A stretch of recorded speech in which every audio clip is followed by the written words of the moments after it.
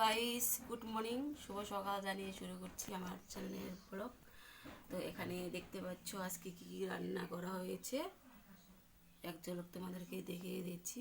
এটা হচ্ছে পাট শাকের ভাজা, দেখতেই পাচ্ছ একদম। আর এখানে হচ্ছে করলা আলু দিয়ে ছোটো মাছ দিয়ে চচ্চড়ি করেছি। এটা হচ্ছে বড় মাছ দিয়ে। আর এটা হচ্ছে কচু, কি কচু বলে, শোলা কচু নাকি, ওটা দিয়ে আমি করেছি আজকে। বড় মাছ দিয়ে হচ্ছে ঝোল, দেখতে পাচ্ছ। আর কাসনটা এই যে পাট শাকের ভাজা দিয়ে কাসন দিয়ে খাওয়া হবে। আমাকে তো খুব ভালো লাগে পাট শাক ভাজা আর কাসন, তার সাথে খুব ফেভারিট।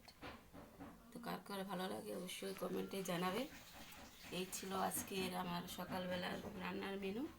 তো গাইস, বাড়িতে বেশি মাংস চলে না, ওই জন্য মাংস রান্না করে তোমাদেরকে খুব একটা দেখাতে পারি না। কিন্তু মাছ আমার প্রতিদিন প্রায় চলে, মাছ ছাড়া মানে একদম চলে না। সে ছোটো মাছ হোক বড়ো মাছই হোক, মাছ আমার থাকা চাই।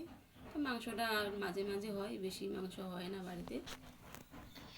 আর মাংস খাওয়ার একটু মানে আমার নিষেধ আছে, বাচ্চাদের জন্য আনি মাঝে মাঝে। তো যাই হোক, ভিডিওটা ভালো লাগলে অবশ্যই লাইক করে দিও, কমেন্টে জানিও আমার রান্না কেমন হয়েছে। তো নমস্কার।